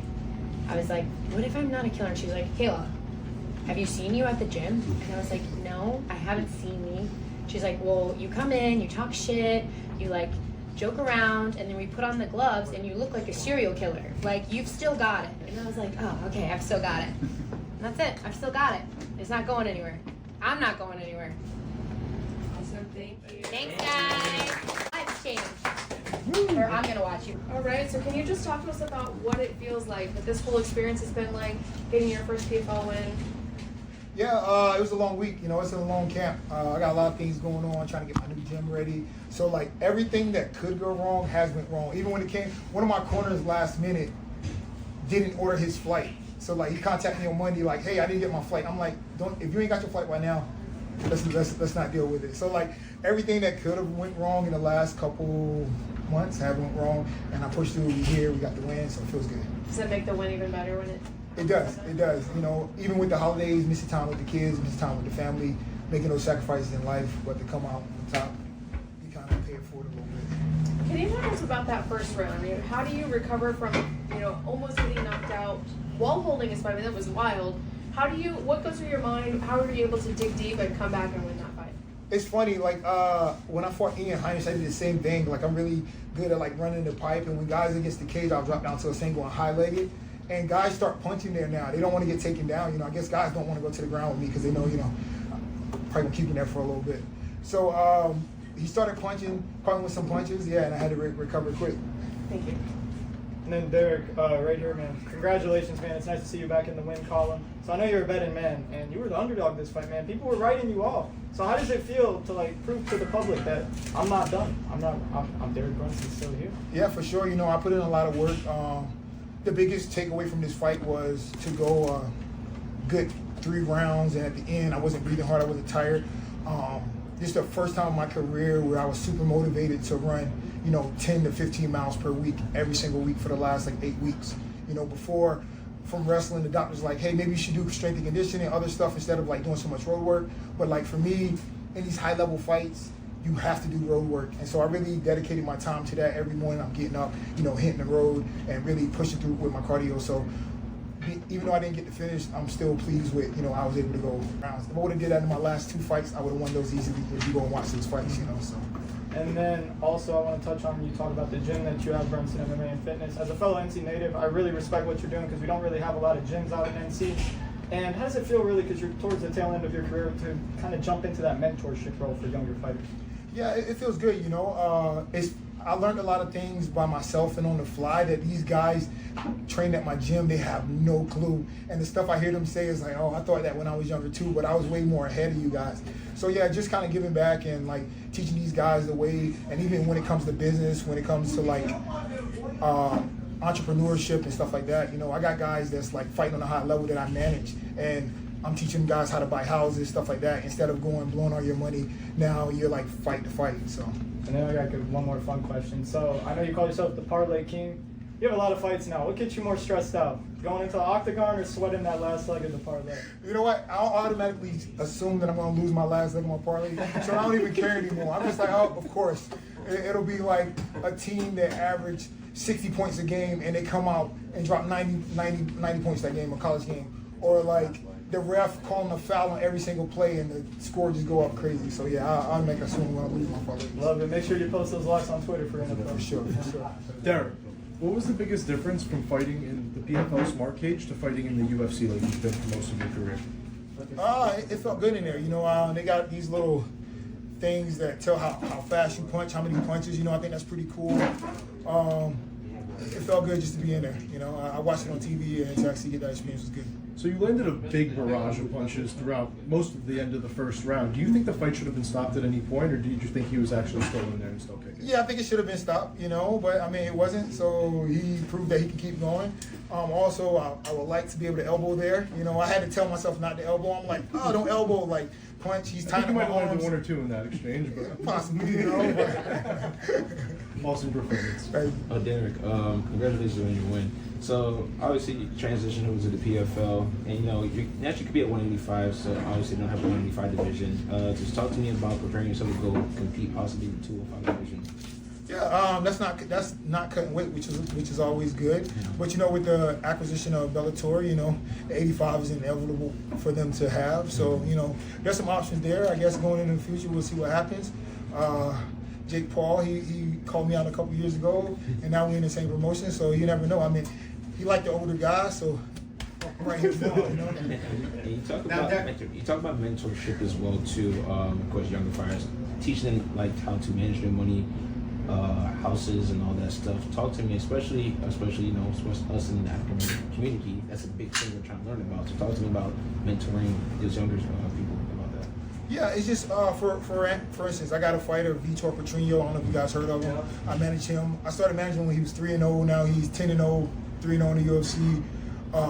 And after his first fight, I'm like, hey, buy a house. He bought a house. And then after that, I'm like, buy a car. He bought a car. So now he have all these things, so it's not stressful. Like, he don't have to fight. I'm like, you want to fight? Or he get a short notice fight, talk to his coaches. He's like, let's get a camp, you know. Whereas if a guy is not managing their money properly, they're like, oh, I got to fight because I spent all my money because it's not that much money and I just started my career. So, like, he's not having those type of problems because he knows how to manage his money, put money aside, not spend all his bonuses, buy houses, you know, so he's not stressing about stuff like that. Thank you. Now, Derek, with all that ground control you had, were you surprised that you couldn't get the finish? Because you were down there for a long time, and it seemed like you were looking for that punch, but it just wasn't there at the moment, and you didn't want to force it. Now, were you surprised with how long it took? Because it took, what, 15 minutes, right? Yeah, for sure. Again, my debut, so I wanted to make sure that I get the win, you know. It was certain things that I could have went for. I tried to go for the twister late in the, I think, second round, whatever. So it was things I was trying to open up. You know, he's a short, stocky guy, so like it's hard to kind of like open him up. Only thing was with punches and stuff like that. I'll try to get underneath that chin, but he was just like tucking his head. And I guess when you can't elbow, you're like, yeah, you can just kind of like trap the arms and, you know, kind of stall out the punches a little bit. But I think, you know, going forward, we'll definitely find like a little bit more openings there. Oh, good. Derek, now North Carolina MMA has been on the rise. Do you have any younger prospects that the world doesn't know much about that you want to give a shout out to, or you think is going to really thrive in the future? Yeah, for sure. I got a kid that's been training with me since he was about 15, and he's 18, 19 now, and he's 1-0 as a pro. He's kind of like Roy McDonald, little short, beach-looking white guy that you probably think you'll whoop his ass, but like he's super tough, man. I love the kid. He's been working hard, and he got a younger brother who's like 13, who's like really good with like amateur boxing. You know, he's same thing. And so I got these guys coming up, and then I have a heavyweight prospect too. He's about 25 years old. He's 3-0 as a pro. So we got a couple guys out of North Carolina scene that haven't been heard of that's coming up. Awesome. Congrats on the victory. Derek, you got a lot going on in the background too with the fighters, training for this, a lot of entrepreneurial stuff. What else is happening for you entrepreneurially that we need to know about? Well, the gym. So my gym is in the mall. So like right outside of my gym is Dillard's. You know, you got Shoe Carnival like in a big like strip mall, whatever.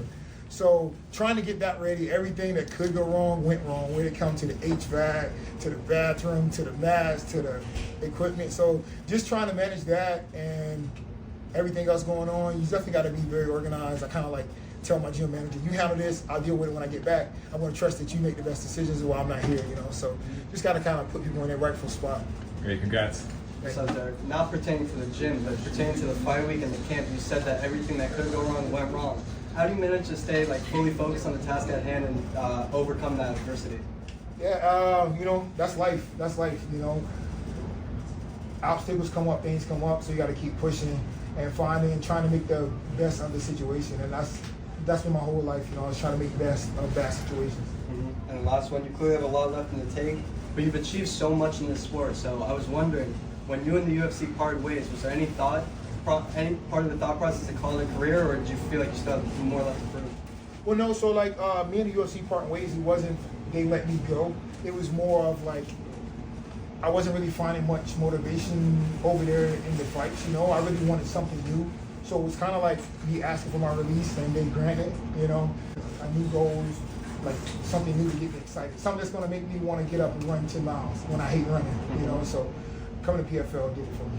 Derek, one question. How would you see a potential fight against Bellator champion Johnny Eblen? Johnny Eblen? Yes. Beat him up. Johnny Eblen's a tough guy, you know. I watched his fights, you know. I'm a guy who watches a lot of MMA, so I've seen him in the past. He's undefeated, I believe. So yeah, that's a nice challenge, you know. I don't see him beating me, but you know, I think it makes for a good fight. He's definitely a tough opponent. We have to break it down and see what's for the future. Thank you very much. I've just got one follow-up on the mall question. And watching what you guys are doing in there, is it open yet, I'm assuming? We've been in the mall for like 5 years. We just moved into another space in the mall, bigger space. So yeah, people come by and watch sparring, and people come sign up and stuff like that. So yeah, it's kind of cool. Do you get the big fogged up windows in the mall? No, so our windows don't fog. We kind of nicely ventilated, whatever. So our windows don't fog up. So we're good, yeah. Thanks. Anyone else? All right. Primero que nada, agradecer a Gabriel por la pelea que me dio. Es un gran rival, fue una pelea de revancha.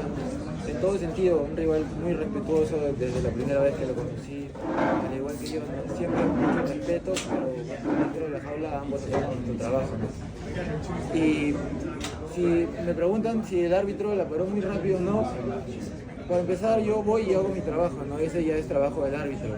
Pero yo sí siento que estuvo bien parada porque yo estaba frente a él, yo estaba cerca y vi que era un peleador que ya no podía seguir, o sea, estaba ido, solamente se cubría y simplemente era cuestión de tiempo, ¿no? Pinedo concorda com a decisão do árbitro. Ele disse que ele está ali para fazer o trabalho dele e não faz o trabalho do árbitro, mas como ele estava próximo, acha que foi sim o momento correto que o árbitro teve para interromper a luta, o que deu a vitória ao Pinedo.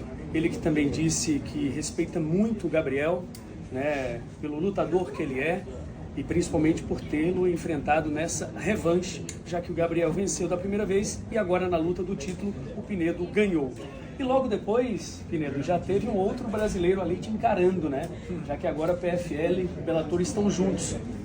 Esse encontro aí com o Patrício Pitbull, você já está em sua mente? Sí, de todas maneras, es una pelea que me gustaría hacer. De todas maneras, es un veterano, ¿no? de las artes marciales mixtas. He crecido viendo peleas de él también, es muy bueno, me gustaría enfrentarlo, ¿no? Yo estoy listo para pelear con cualquiera y hacer super peleas, ¿no? Que es lo que me gusta. E aí já estava elogiando aí, dizendo que o Pitbull é uma lenda, né, das artes marciais mistas, do MMA, cresceu assistindo ao brasileiro, estava ansioso por ter essa oportunidade, então está preparado para este desafio. Mais um brasileiro, quem sabe? De todas maneras, estoy listo, pero cuando me quieran poner a pelear con él, voy a estar listo. Jesus Pinedo, enhorabuena, parabéns. Obrigado. Já meteu aí um português, muito bom.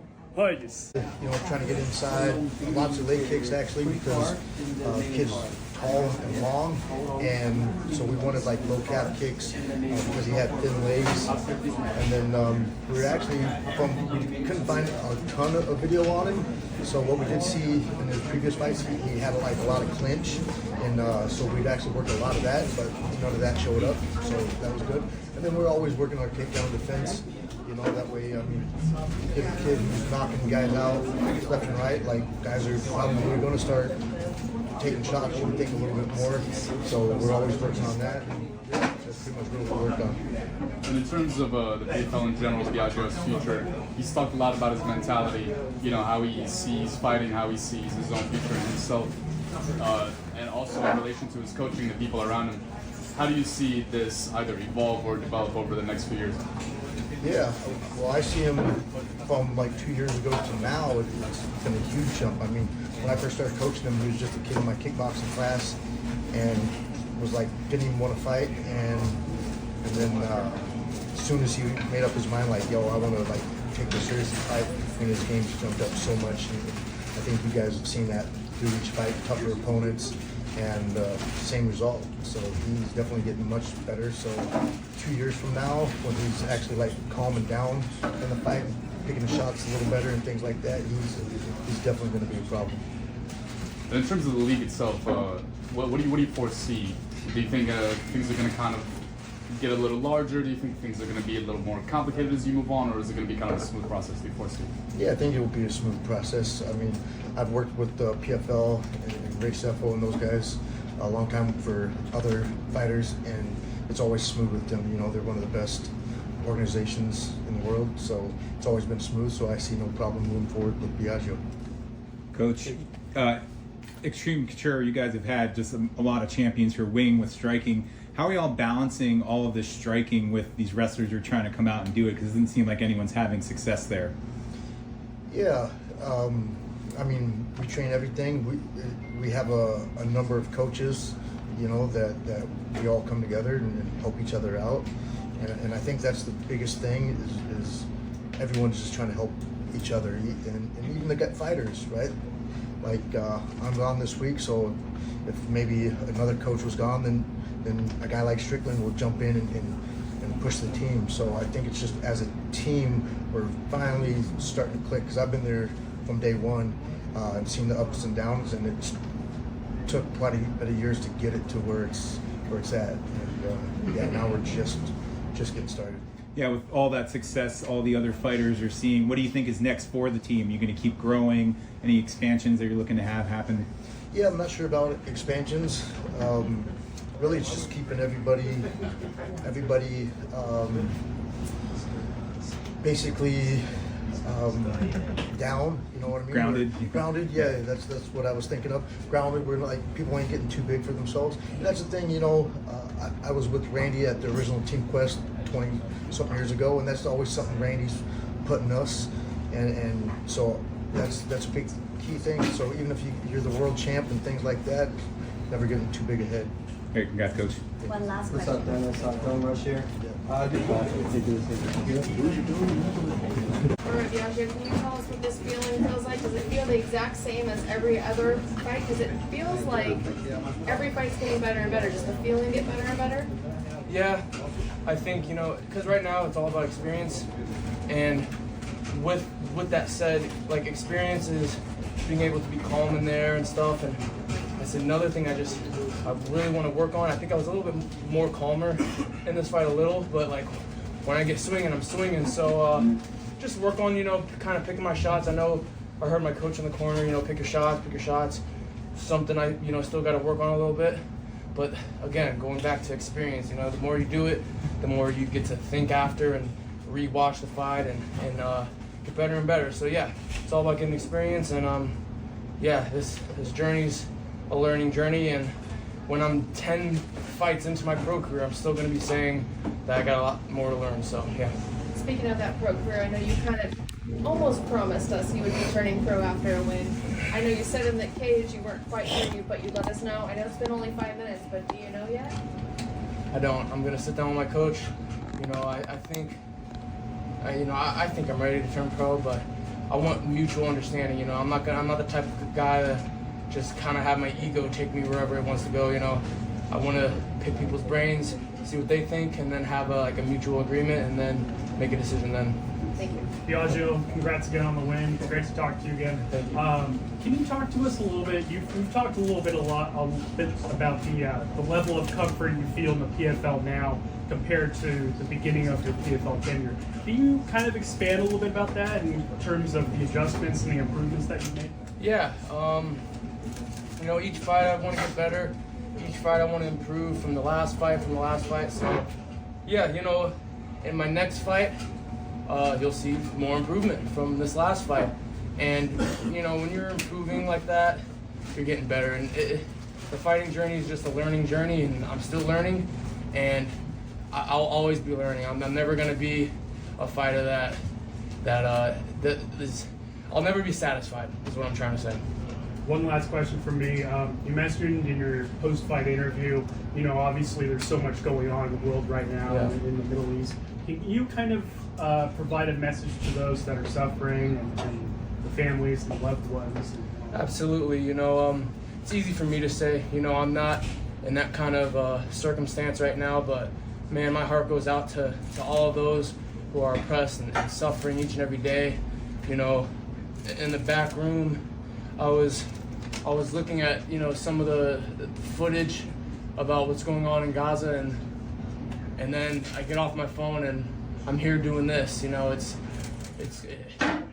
crazy, man. So my heart goes out to all of them. Just keep your faith and trust in God, and you know, like I said at the end of what I said after the fight, you know, the truth will always prevail. Just keep going, man. You know, it's hard to say when I'm not in those circumstances.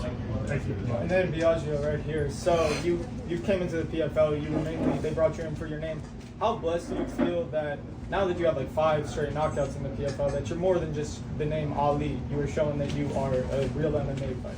Yeah, absolutely. You know, I'll always get compared to my grandfather. You know, it's my grandfather. I was born into it. I didn't ask to be his grandson or anything. So you know, when I have a pro record and I'm 32 years old or something like that, they're still gonna mention my grandfather. So I don't expect that to ever go away.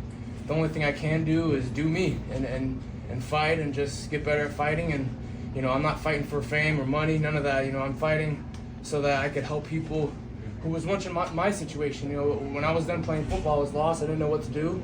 Felt like I had no purpose. And you know, there's people out there that are going through even worse situations. So you know, I'm fighting so that I could someday be a mentor to those kind of people and let them know that there's light at the end of the tunnel, and that there could be brightness in the midst of darkness.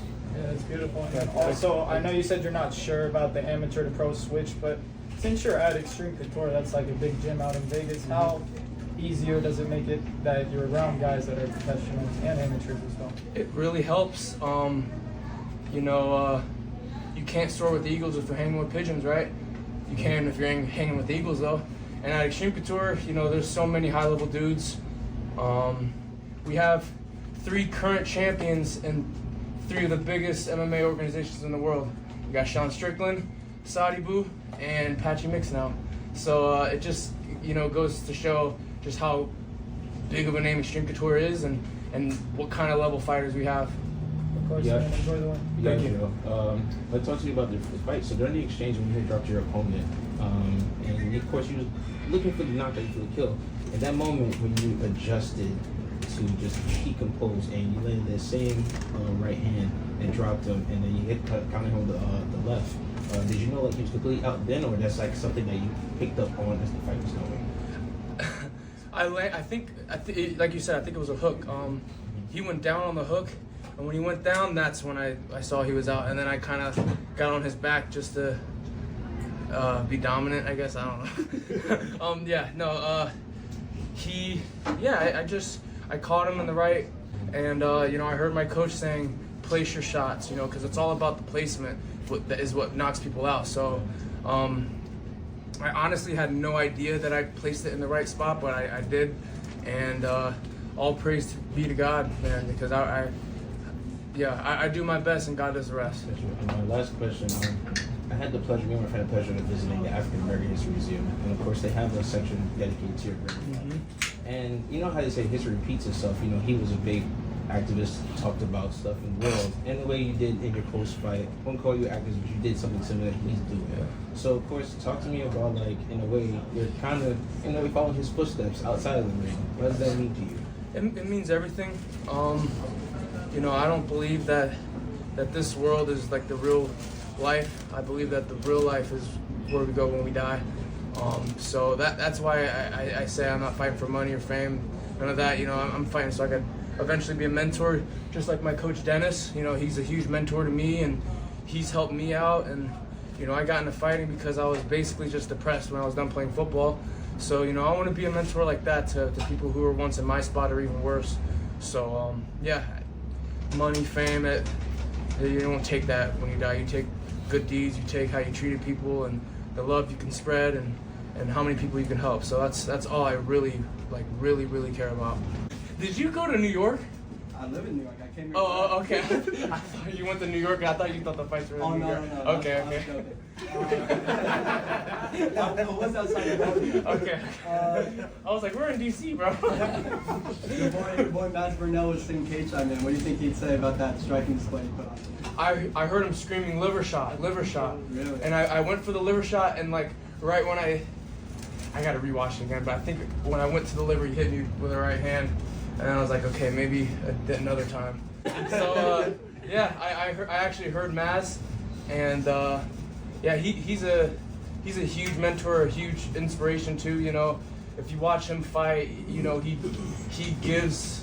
He's in your face the whole time. You know, you can't breathe. Like, you just gas out. And going into this fight, I knew my opponent, it was his first time on this kind of big stage and stuff. So initially, I wanted to give him that kind of pressure and just kind of walk him down. So great friend, great teammate.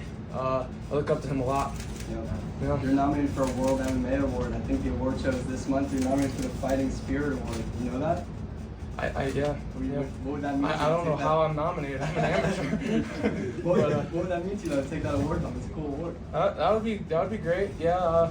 I think there's other people that deserve it more than I do, that are pro, and but I think that's great. I'm honored. Mm-hmm. Yeah. How proud are you of yourself in this moment? How well do you feel you represent your team, your family, most importantly yourself?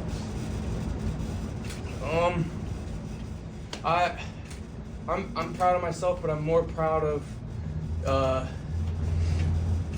think just improving. There's so much more to learn and so much more to improve on. But yeah, I'm gonna just soak it in, and I'm proud of my teammates and their support, and my family and friends, and Coach Dennis, man, man, I'm so grateful for him. He helps me so much. He helps me stay calm, and to him, a fight is like going to the grocery store or something like that, and he makes it normal, because going into a fight, it's a big deal, and you put so much pressure on yourself. And even last night, I walked up to my coach, I told him I was pacing the room, I was very, very nervous, damn near scared. So hats off to Dennis, really. Best coach in the game? Best coach in the game, hands down. I don't care what anyone says. And we got about 5 minutes of you tonight. Do you have a timetable of when you want to get back to action again? No clue. I hope Dunkin' Donuts is still open. Is it? Can someone check? It's open. It's open. Okay. Yeah, Okay. That's a real. I'm not trying to be. That's a real question. No doubt. Yeah, no clue. I don't work at a nightclub anymore in Vegas, so I can actually spend New Year's with my family. And my dad, he used to be an executive chef, so he's gonna freaking lay out all this food at the house. So yeah, I'm just gonna eat. Excitement. Yes, sir. Joe, we showed your history last week in our TV show in Brazil, and the fans, they asked how he's a security in a nightclub in Vegas. Did you quit this job, or? I did actually. My last fight was in New York. After that fight, I came home, and I was able to quit my job. I wanted to just focus on fighting. I want this to be, this is my career. This is my job now. So, I'm very lucky to be able to just focus on what I, want to do. But working at a nightclub in Las Vegas, and you see some shit. I'm telling you, it's crazy. Biaggio, I see, first of all, great fight. One more thing, I see you're growing out a mullet. Do you plan on continuing that? So you're growing out a mullet. Are you planning on continuing that? I don't know. I might, one of my teammates, Blake, he's got a legit mullet, if you want to see a legit mullet. But I don't know. My hair used to be super long, but I like to just switch it up a little bit. Biaggio, you were featured on a Celsius commercial as a Celsius athlete. That's pretty cool. Not many amateurs are getting featured like that. Besides them, Celsius, are there any other people that are sponsoring you, that are helping fund this ride for you? Yeah, right now my two sponsors are Celsius and OnlyFans. OnlyFans, I post a lot of training footage and, just training pictures and stuff with my coaches, maybe some technique stuff. I'm not posting lingerie pics. That's not what it's. It was initially for athletes. So me and my brother, we're both sponsored by OnlyFans, and we like to post training footage and anyone who wants to kind of get a scene or a glimpse behind the scenes. So yeah, very cool. Yeah, Joe, you have a lot of fans in the Middle East. If you're able to say something to them, what would it be? Yeah, alhamdulillah. We none of us would be here without God, and I'm a huge fan of what is going on out there, and especially Saudi Arabia with the boxing that they're doing and a lot of the events that they're doing. So I would love to, inshallah, come to the Middle East and visit all my brothers and sisters, and so. Yeah, I know you said that you're still not, think about pro, but you're not going to do it. What grade would you give yourself tonight in performance? What rating? What grade? C plus maybe, yeah. I only give myself a C because, when I throw, I'm really trying to just push it out. But I gotta just, place my shots a lot better. I know I have the power, so I don't really have to kind of, I don't really have to do that. So just kind of place my shots more and be more technical. As a follow-up, what do you think Sean Strickland, what grade would he give you for tonight's performance? he might give me a B just for the aggression. You know, Sean's a very aggressive guy, so maybe he'll give me a B. I don't know. Maybe if I'm lucky. Biaggio, your leg kicks and takedown defense tonight were something that was very impressive. Can you just talk about the evolution of that throughout your career? Absolutely. You know, my favorite fighter is Justin Gaethje, and you know how Gaethje is with the leg kicks. So, he was a taller dude, so I didn't want to throw high kicks. I wanted to kind of chop at the legs. So, and you could tell it hurt him too, because he switched to southpaw after a couple of those, and he even said to me, like, we were talking during the fight, he even said to me, he's like, ow. But, no. Thank you. Good for Last question. I want to find out, when did you find your timing? And because I seen that you had such a high volume in the first as well as the second round, when did you find your timing in your range? I think, like, sometimes I'll kind of do this. I'm not trying to land a jab or anything, but I just want to see where I'm at by using my reach and kind of adjusting where he is from the tip of my knuckles. So I kind of do that to kind of get my range a little bit, and then I go. But again, there's so much to improve on. There's, sky's the limit, man. I'm just learning and learning and learning and learning. Excellent counsel. Thank you. About what it feels like to have this moment be on one of the biggest fight cards of the year in the United States Capitol? It feels amazing. I mean, this is truly a dream come true.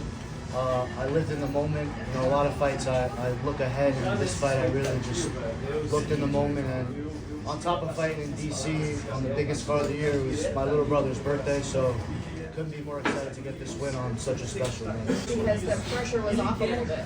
No, I mean, the pressure's always on me because, I mean, I'm a professional, I'm a perfectionist, I want to win, so losing is not an option for me. So, but yeah, I mean, at the same time, there was so much hype behind this kid because, you know, he was with Mark Zuckerberg, and PFL didn't really tag me or nothing before the fight.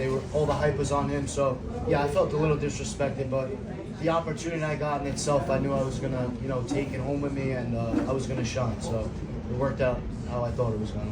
Thank you. Thank you.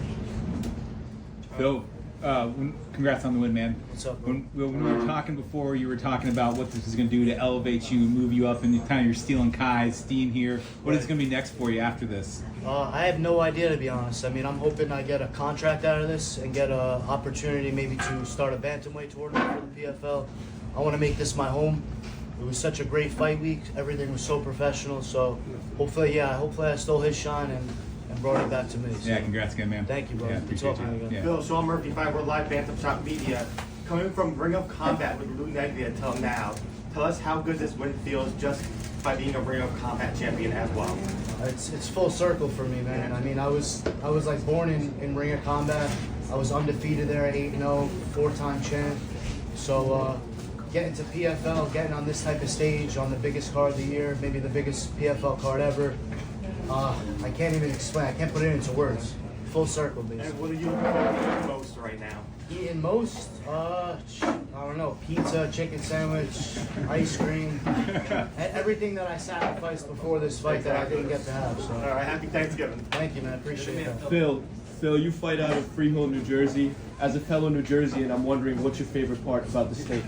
Favorite part of the state, man. Freehold, New Jersey. I was raised there.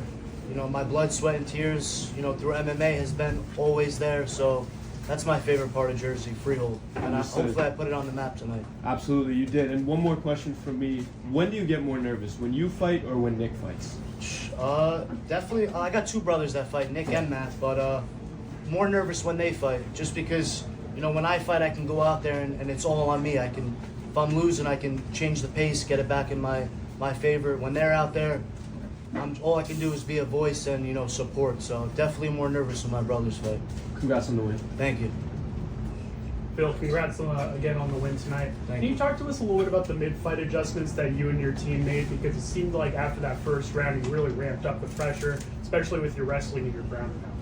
Yeah, so first round, he rocked me a little bit in the beginning. And, once I see the fight not going my way, I wrestled my whole life. So I knew I had to make the adjustment to take the fight to the ground and put more pressure on him. I knew if he didn't have that space to do his slick moves on the feet. If I got in his face real tight, he couldn't do nothing to me. So that was really the adjustments I thought I had to make, and it worked out. Thanks. Great show on paper. So that was one thing I wanted to make a statement this time, is to kind of prove them wrong. But that's the name of the game. They gave me a competitive drive, and I actually thank them for that. Jesse, when we met at the open workouts, one of the things you were talking about was how well the PFL was taking you along the way. What's looking like next for you here? I hope to stay in the season, and like I just heard, like they've acquired Bellator, so I mean, if they move me around there, I just want to stay busy, and I want to stay working with them in one way, shape, or form. I love their staff. I love the organization. Like, I wouldn't have it any other way. I'm being dead serious, honest. I want to stay here forever. So whatever I got to do to stay in. So. Have there been any discussions yet? No. They do the roster beginning of every year, so just pray and hope. That's kind of why we were shooting for the fences on some of those shots today, if you saw. We really wanted to get in this. So. Yeah, I love the flying knees. Congrats, man. Thank you. Tell us a little bit about what it feels like to have a PFL debut, get a win, and also here in this location of all places. Well, I wouldn't say it was exactly a debut. I was here a couple years ago, but that's kind of the story here. It feels great because it's a lifetime in the making of working hard, trying to push through, making it in a very tough sport where it doesn't really pay that well financially. To come up to this stage a few years ago, to fall back down and make it back, it's beyond words. I can't describe it at all. And you were a backup for quite a few fights, so what was that feeling like, that maybe I'll fight, maybe I won't? Well, luckily when you get to become more of a veteran, more fights in the game, it doesn't really matter who you fight. You just have to stay ready at all times, and to be honest, the money was good then too, so that's my dream. As long as I can keep this alive and keep getting better and fight better and better people, which we are every single time, so I'm happy. Keep putting on more shows like that. Thank you. Jesse, you're managed by Sucker Punch Entertainment. They've got a lot of fighters, high-profile fighters. Have you been able to get mentored by some of them because of this big network? Well, in this game, you have to have the right connections and the right nurturing, and throughout time, they've been there for me when I need them, even from the beginning. So it's been blessed to work with them. Awesome. And one more from me. What's your plans for next season? Do you want to join the featherweight? Am I allowed to cuss? Heck yeah. I mean, I've been not saying this just because somebody's been telling me to, but PFL is where I want to be for the rest of my career, is whatever long it lasts. I love the format. I love the lack of political on who gets certain matchups, to fight 4 times a year, and the pay is great, in my opinion. It is an entertainment business. Should most of them be getting paid a lot more? Maybe. But put it this way, regional level to now, like I can finally say I broke even and starting to make a living, and it's only been 12 years. Thank you. Jesse, what can you tell us in terms of differences that you've made physically and mentally since you were in the PFL in 2021 to now? Because the broadcast team mentioned right away how different you looked compared to 2021. Yeah, they have a joke about I wrote myself down.